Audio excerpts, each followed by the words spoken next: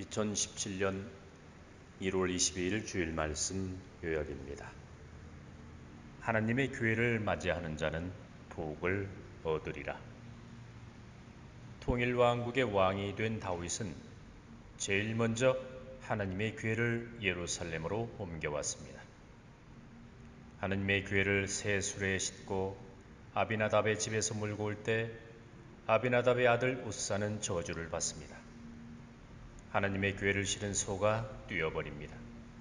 소가 뛰니까 하나님의 교회가 떨어질 때 웃사가 하나님의 교회를 붙들었다고 나와 있습니다. 이것은 웃사가 하나님의 교회를 보호하기 위해서 헌신한 것이 아닙니다. 가룟 유다가 최후의 만찬 때 주님과 같이 떡에 손을 대는 사건처럼 웃사는 하나님의 교회가 예루살렘의 다윗 곁으로 가는 그 자체를 하나님의 섭리를 인정하지 못했습니다. 믿지 못했고 불신한 것입니다.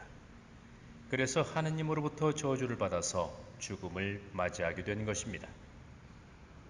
이처럼 하나님의 교회가 너무나 중요합니다. 하나님의 교회는 언약궤, 하나님의 말씀입니다.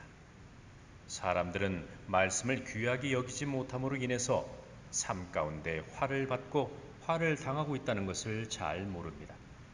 생각만 달라도 사건, 사고가 발생합니다.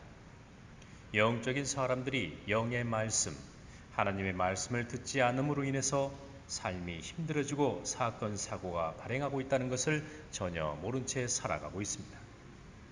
그러고는 하나님께 기도합니다. 하나님, 저의 삶을 축복해 주시옵소서라고 하는데 진정 복을 얻고자 한다면 하나님의 교회를 맞이하는 자가 되어야 합니다. 하나님의 교회에 무엇이 들어있겠습니까? 언약의 말씀이 들어있습니다. 모세가 하나님으로부터 받은 말씀을 돌판에 새겼습니다. 그 말씀이 들어있었습니다. 언약궤를 옮길 때 악사들이 주악을 하더라 했습니다. 음악을 연주한 것입니다. 여러 악기들이 모여서 연주를 했습니다. 수금과 비파, 소고, 양금, 제금과 같은 현악기들과 하프, 북, 탬버린, 심벌즈 같은 각종 악기들이 모여 오케스트라가 되어서 하나님을 찬양했습니다. 하나님의 교회를 움직이고 있기 때문에 하나님을 찬양하는 연주를 올려드린 것입니다. 지금도 매주 하나님의 말씀을 듣기 전에 찬양하며 악기로 하나님께 영광을 돌리고 있습니다. 예배뿐만 아니라 개인적으로 하나님 앞에 나아갈 때 찬양하고 기도하며 하나님께 나아가고 있습니다. 기쁨과 감사함으로 즐거움으로 하나님의 언약궤를 맞이하는 것입니다. 왜냐하면 하나님의 교회를 맞이하는 자는 복을 얻기 때문입니다.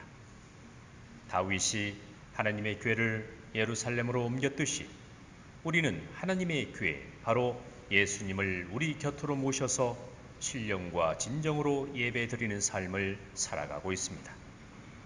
이번 주 말씀은 하나님의 교회를 맞이하는 자는 복을 얻으리라입니다. 한 주간 묵상 말씀으로 말씀 이어가겠습니다.